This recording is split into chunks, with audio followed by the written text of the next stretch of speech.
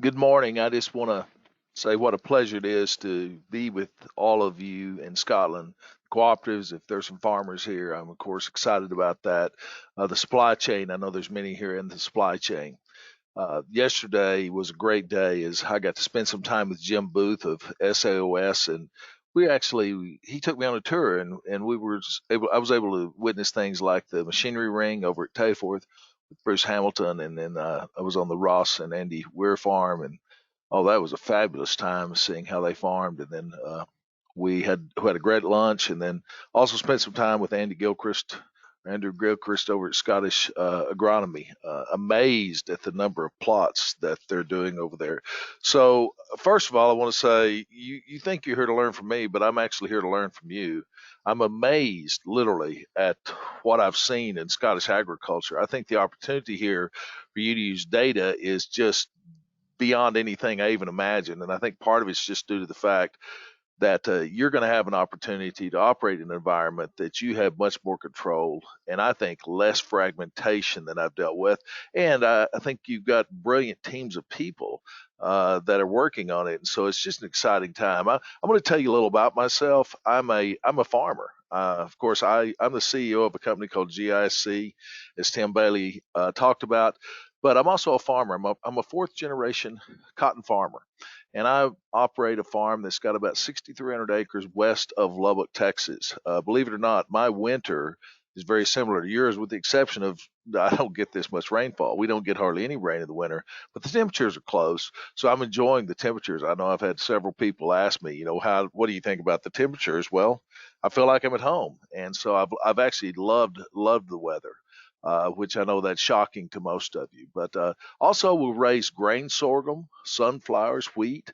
I spent many years in the cattle business in a cow calf herd there in Texas. So I've got a wide variation of background, but more than that, it's even wider than that because my history involves a decade of running an ag lending group in a banking organization that actually I had a great mentor in that organization. I learned a ton about banking. Also, was in the renewable energy business. I've spent over 20 years on the boards involving telephony, which is telephone, internet, cellular, and because of that, I've just got a wide range of experience that today has culminated into really giving me some ability. To maneuver well within the space of data because it involves not only how to use data, how's it used, how should it be used, where are we going, but also the connectivity that's involved in that. I saw value really in digital data systems, benchmarking, collaboration because of that background.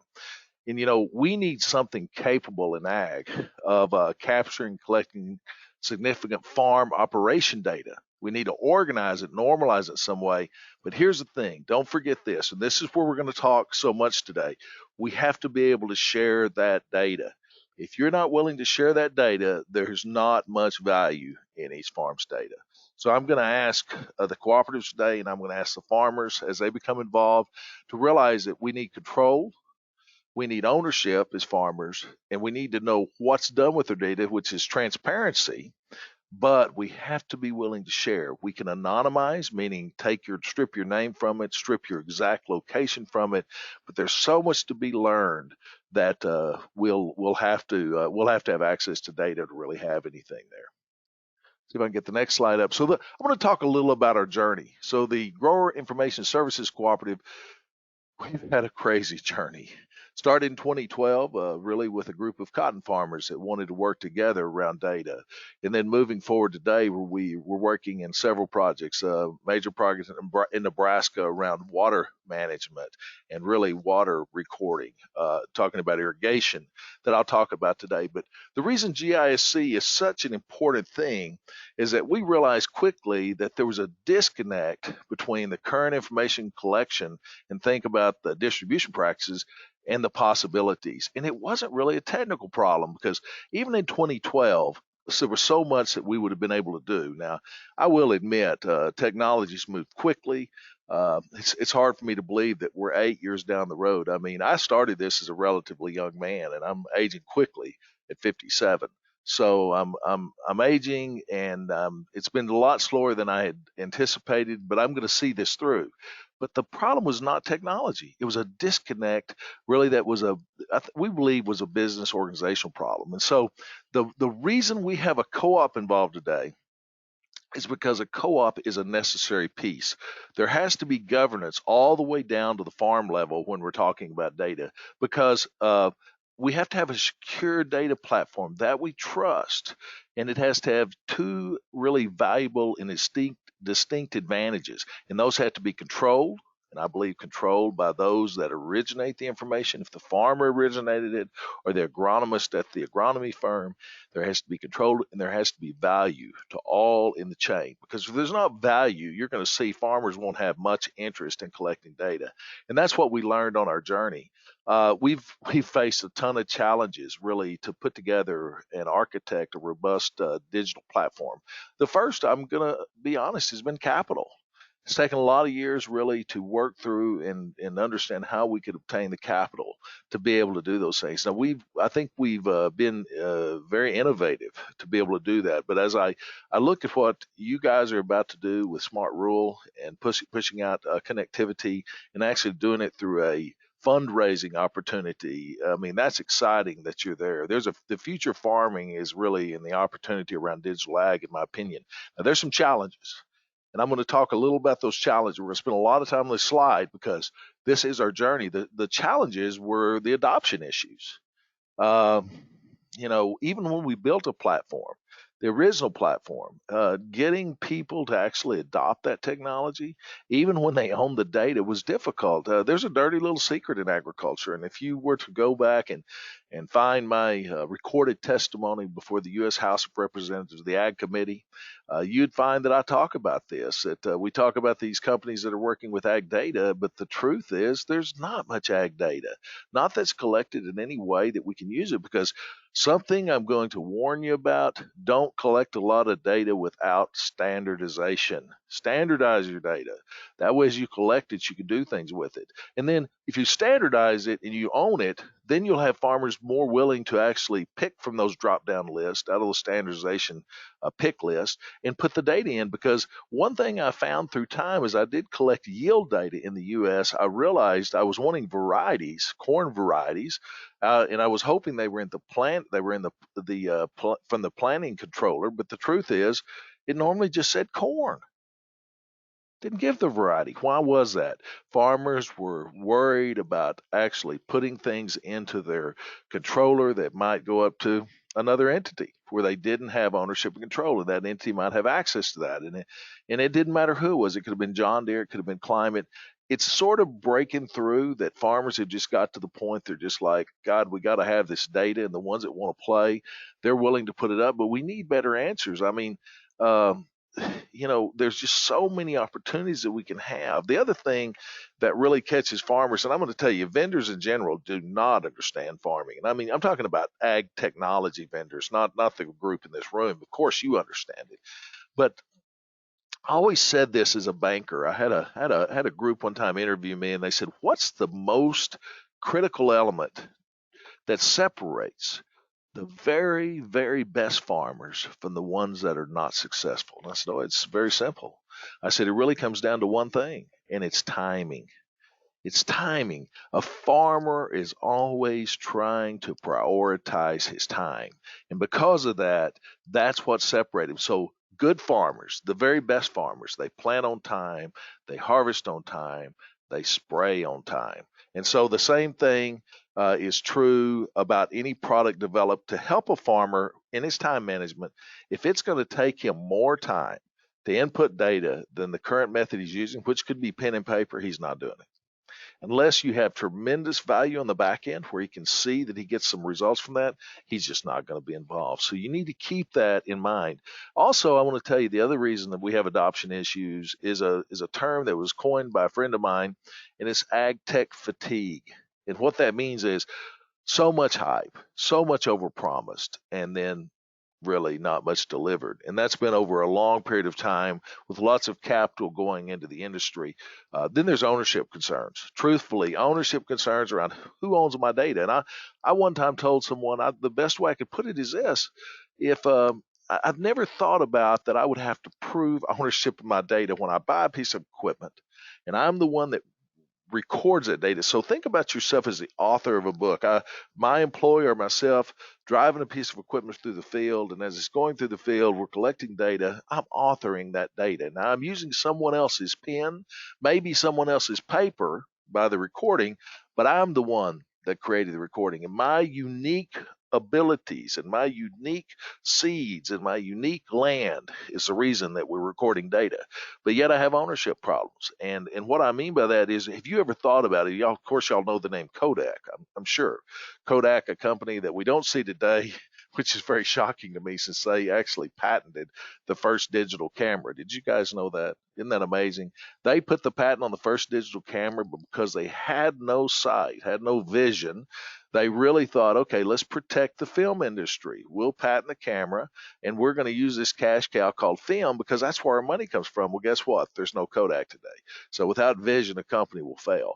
But my point about Kodak today is I could take a picture with a Kodak camera back in the day, and never once did Kodak think they had any ownership in my pictures. That's the problem. Recording an event, who has ownership? There's also disruption concerns among the ag retail chain. You should be concerned if you're a part of ag retail, because the truth is, as a farmer, I mean, it's very concerning to me that we have this distribution chain, this supply chain. And in this supply chain, from the time I make a product and all the variables that go into that, meaning the things I could record about that product, and it enters a chain to be eventually delivered to a consumer, there's a certain amount of value in that chain. Now as a farmer, I want to find out, how do I collect the maximum portion for my product in the very first step in that supply chain? And that's really everything I'm doing today. And thankfully, even in his conversations with Tim Bailey, I'm coming to the point of, this is what this is all about. Oh, it's about time savings, yes, spending more time with my family. Technology can bring you that. It's about making it simpler, yes, but it better be about value. It better be a return on investment, because I have to have a return on investment to make this work. But back to disruption concerns, we should be concerned as a farm industry. This is a relational industry. It's a relationship between myself, my ag vendor, my ag banker, my ag marketer, my marketing cooperatives, all those sorts of things.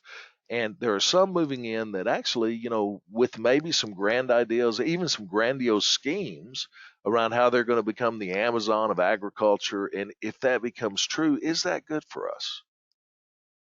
It's a question I have to ask myself. Am I going to be able to get a hold of someone at 6 a.m. or 11 p.m.? I know that I can contact my ag vendor. There's no doubt. The man that I know that's on the ground that sold me that seed, he'll take my call any day of the week. So the disruption concerns in agriculture, they're great. The old guard, as I talk about it, though, the co-ops, that's you, that are in place now, don't let fear keep you from moving forward. Because sometimes even the data you have, you're like, I need to lock it down. The way we control is vendor lock. That's not going to work. Be open minded. Work hard with your farmer. Be the best there is. And don't let others lock us out of our data. We as farmers, we have to own this disruption. I want you to think about it. That's been the journey of GiSC, trying to find a way to own the journey. Innovation's hard. It's hard to recognize. It's hard to see. I'd give you an example. I laugh about this. I mean, if you don't think innovation is hard to see, I don't know if y'all had a Sears and Roebuck in Scotland, but a massive company sold in the United sales in the United States, probably a year or two, but massive sales. They owned the world of retail in the United States for year after year after year. And guess how they started? They started with catalog sales. So keep that in your mind as Amazon comes to the forefront. It begins to sell products right into people's homes on the internet. And I'm going to tell you, Sears thought there's no way people are going to buy products over the internet. No touch, no feel. Are they really going to buy products that they can't hold in their hands? And Sears was sure they were right. And that's so shocking to me to know that they were built on the back of a catalog. You would have thought if they'd have had any vision, and they should have had all the vision, because they were Sears, built on the idea of not having in your hand and ordering and waiting weeks. Now then, it's all changed. They could deliver it in a day or days. So be innovative, have vision. Don't let industry fears shut you out. Don't think about vendor lock. Oh, and then I think the big issue in the United States has been just rural connectivity, good internet, good ways to get stuff out through the. You put a sensor in the field, can you get the data out? You might have to go out and actually extract it off the sensor. These things that are going on now in Scotland, they're really going to change some of these. So let's move forward, and I want to actually talk to you about your opportunity. You have a chance really to do this right. I mean, it's just unbelievable. You got the food supply chain, I think, in your hand, end to end. Not only the inputs on the front end where you're providing things to farmers so you could actually help them in the recording and the standardization of those things, but there's also cooperatives here that are part of the supply chains that go into processing and all the way down to where food is delivered. And I think the opportunity is so huge because I think you have less fragmentation. In the United States, many co-ops, some of them extremely large, so large, in fact, at times I think maybe, gee, we've lost our vision of working with farmers. That we realize that it's all about these cooperatives were started actually to bring greater value to the farmer, and sometimes they operate in the U.S. just like any other multi-billion-dollar company. And I get it. Everything's about profitability. Same thing with us at GiSC. I won't work in a project that I can't keep in the black. We have no money for R&D. This is truth. So I understand the fact of trying to stay on target, but really you have to have a vision. You have to build out. So I really think the opportunities here. Not only that, you have so much diversity in what the farmer here can grow. As I've toured the farm yesterday of the Weirs, it was amazing to me how they could pivot if they needed to. Those are exciting times when they can do those types of things and to be able to pivot.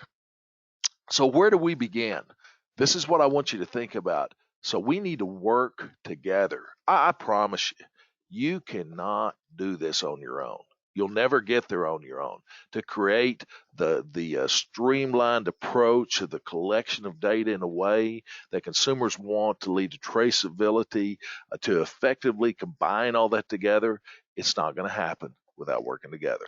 It's going to be difficult, extremely difficult, even if you collaborate heavily. So that's why I don't see how we get there as an industry without the cooperative. This may be today really the place that the cooperatives were in the past, when there were moments of, well, in the United States there were moments of, in the cotton world, we're trying to market cotton. They're all big players. They're much bigger than the individual farmers, to a point that they really controlled things right past the farm gate.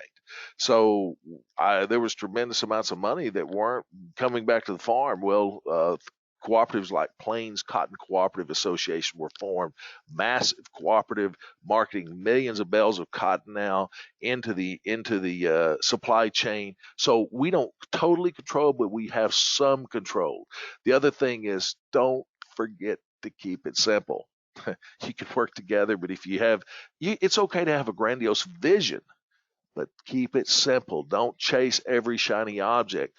Find those things that are critical to success. Really, one thing that would be exciting would be to actually find a true need where data can answer a tremendous question, test it, build a minimal viable product, and test it with that group of farmers. And you're not focused on really bringing something to them first at odds with others, but you need to bring something that can show, hey, we can do this. So you got to keep it simple. Now, I love this slide because I'm sure you at the back of the room, you have no idea what kind of nonsense is up here. And because we have so much going on, we got solutions and inspiration, innovation, design. But in white there's a little motto that you'll see much better if we'll move forward. It says, remember, the only gold is finding solutions. Farmers don't want technology. Keep that thought in mind. Farmers are never seeking technology. They're seeking solutions. This is the key. You bring them solutions, and solutions do what? They save them time, energy, money, they bring an ROI, they bring value. If they bring that, farmers are interested. If they don't bring those things, they have little interest. So when we think about it, those three things work together, keep it simple, and find solutions.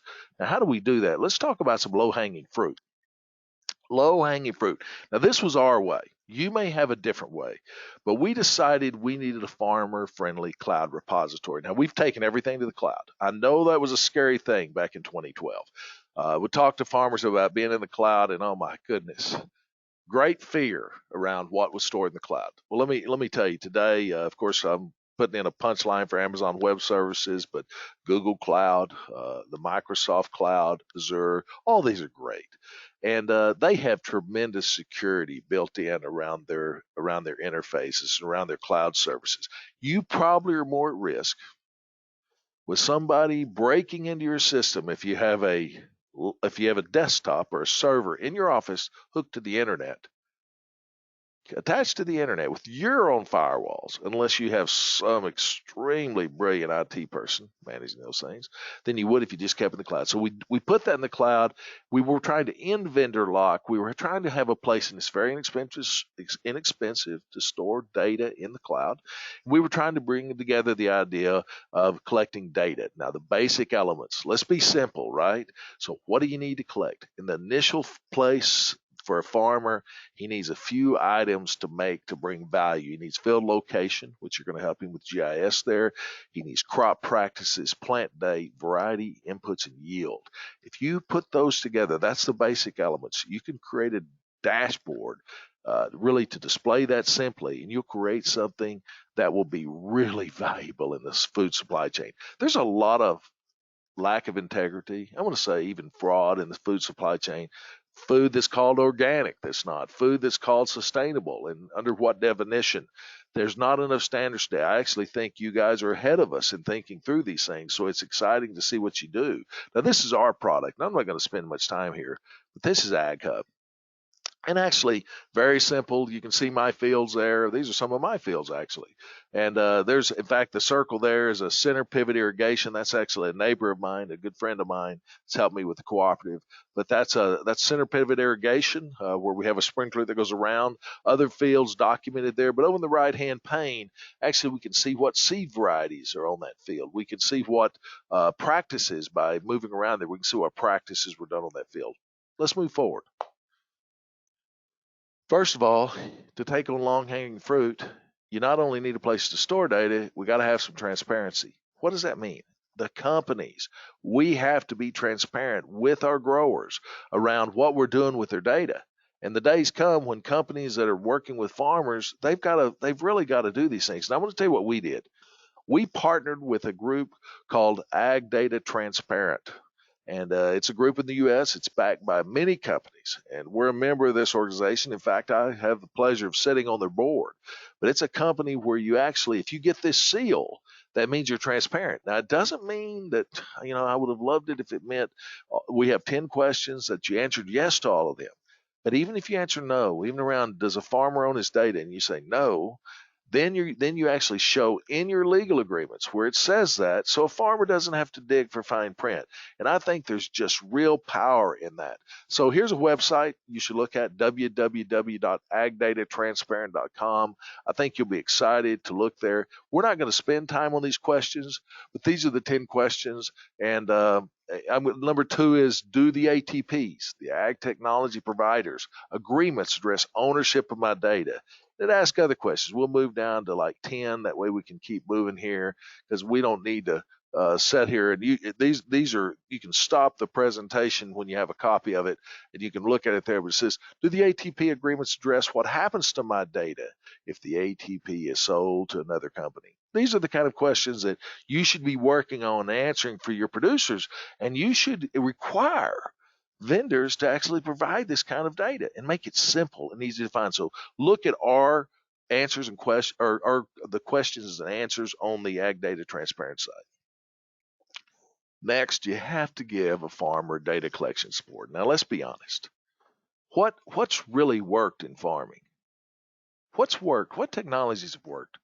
And it's very simple. I mean, if I gave you a multiple choice, you would very quickly realize that when the word auto guide, auto steer, auto swath control, you put the word, if we can automate it, then we're in.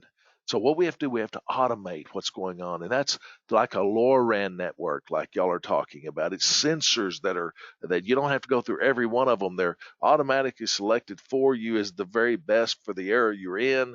You know what to put in. And then the collection, the data collection, it needs to be automated. So it comes out of the field and you're not sitting there continuing trying to bring your sensors back online. And lastly, again, don't forget standardization. Very important term. The stuff's not worth much if you don't standardize it. I'm going to back up to that for just a second. In the early days, we didn't standardize. We would ask farmers to put in their variety. Now, there's a cotton variety in my world called FiberMax 2322 GL. Glyphosate and Liberty, that's the two traits that it has. You'd think that'd be simple. I mean, how many ways could you write FM 2322 GL? Well, you can write it a lot of ways. You can put a space. You cannot put a space between FM and 2322. You can write out FiberMax. You need to standardize. It's not worth having. Next, I want to talk to you about solutions versus technology. I said this earlier, but keep it in mind. Farmers want solutions. They'll adopt solutions. They won't adopt technology. I'm going to talk to you right now about one of our programs. I think this is exciting because it's really about a project that's in a more combined, condensed area. So we're not talking about let's work across the entire United States. That's not focus. But this was a focus project we went after and we actually won that involved the state of Nebraska, which is a pretty large area. In fact, let's take a look at that. Involved the state of Nebraska, but it involves specifically this particular Twin Platte Natural Resource District. Now, the exciting part about this is it was a place where data really could be helpful. Now, quickly, I'm going to try to explain the problem. So this is an area that has the North and the South Platte River that comes through it. So much water needs to actually make it through the Platte to other states. There's water rights involved, surface water rights, but we deal with groundwater. And it's a proven fact through science and technology that groundwater pumping actually reduces stream flow. Because of that conjunctive issue, because one does influence the other, then the state actually put some controls on each district. Now, with the modeling done by the state, they came back and said, they went through one 10-year increment where they had to come up with 7,700 acre feet, these farmers, which is about 330,000 acres in the Twin Platte area. But now they have to come up with 25,000 acre feet over the next 10 years. It's a lot of water. That's a lot of water. And so, these guys are thinking, are we going to be allocated? Because they got this new goal, so they're going to be allocated. They're going to need to purchase offset water. That's something to do. There's all sorts of ways. Or could they work to update the data and the models to be more accurate? So we were hired actually to come in. We were hired by Twin Platte to actually create a way that a farmer could record data. Now, we did this a little differently. The way we did it, and really it was the brilliance of one of my board members. He actually recognized that electric smart meters were used all over the area. So we actually tapped into the electric smart meter and we were able to capture that time data. So picture this, I'm learning, I know how much time the electric pumps are pumping water to the surface. Now then, if I know that, the next thing I need to know is how much water is pumped in a minute. So the Twin Platte Natural Resource District agreed to go out to all 3,200 wells and actually do an ultrasonic flow meter test. So they're hiring all the well drilling companies in the area to go out and test the wells. So now with the amount pumped per minute and the time that the well's on, we can actually give a great number around the water applied to the field, which is really handing off data to the grower. So it puts real data in his hands. It's an exciting time as we're seeing data actually prove, in this case specifically, because they were using 1997 data at a time when there was a lot of flood irrigation instead of very high efficiency sprinkler irrigation. when they were not, and no one was using minimum tillage, everybody was full tillage. A lot of things that used additional water, plus they're multi-crop, they're more diverse than they were in 1997 when it was specifically corn. So when you look at the area of Twin Platte, this massive area, all these little circles on this map are represent a field with a well or wells, and we're able to work in that. And we're able to anonymize data that goes to the state, because again, we're in control of the data as GISC, and we told the state we can't give you individual farmer names, but we'll hand you the data for the whole of Twin Platte, and you'll be able to search that. But we're able to actually provide to our farmers a dashboard, and in that dashboard, we're able to show them on each field how much water was pumped. Then we're able to show them, maybe they set a goal. That's what that top line is. That's their goal. They want to stay less than 12 inches. The gray line is the district average, and then you see month to month in the blue, and then their number in the orange is cumulative. Now, over time, we'll actually, an important thing we're going to need to do is provide the district average with a handicap to each farmer. Now, what's exciting about that, we will look at farms that are like his that have what?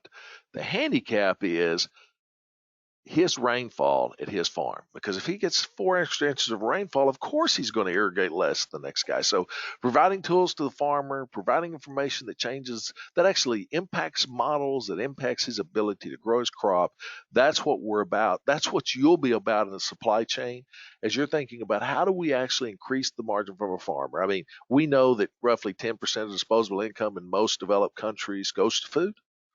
And that's actually exciting that it goes, that's all it takes. But if in that amount that's actually spent on food, there's a value in the distribution in the supply chain, and that distribution of that value to the farmer is very, very small. I'm thinking the cooperative system with data can increase that. That's going to be the exciting piece. So think about the 4 things that bring together the low-hanging fruit. These are things you might try yourself as SAOS and its members.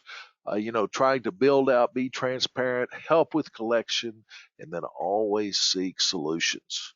I'm just quickly going to talk about our partners. You won't do this alone. You'll need technology partners. And I'm talking about partners that are outside of agriculture, because you'll get a lot of agriculture partners, but reach out, bring in the IBMs and the Microsoft and other big companies that want to play, but stay in control of those things. And then, like we have Main Street Data, a tremendous asset in data, really collection at a magnificent scale in corn and soybean yields.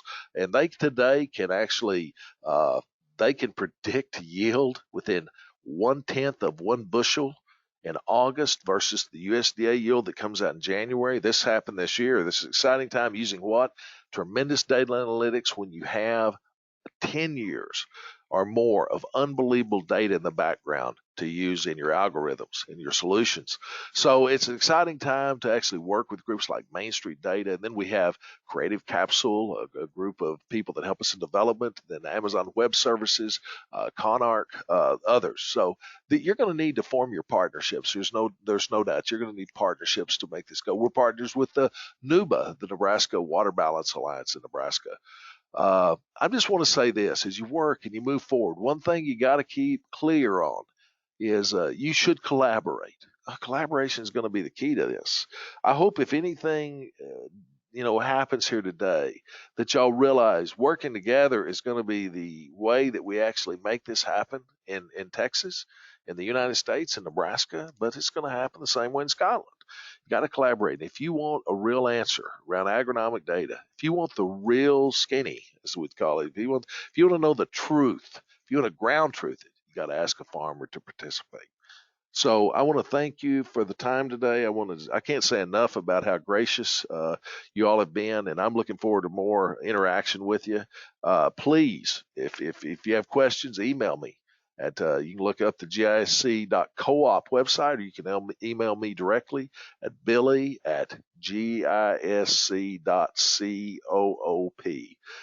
Thank you all.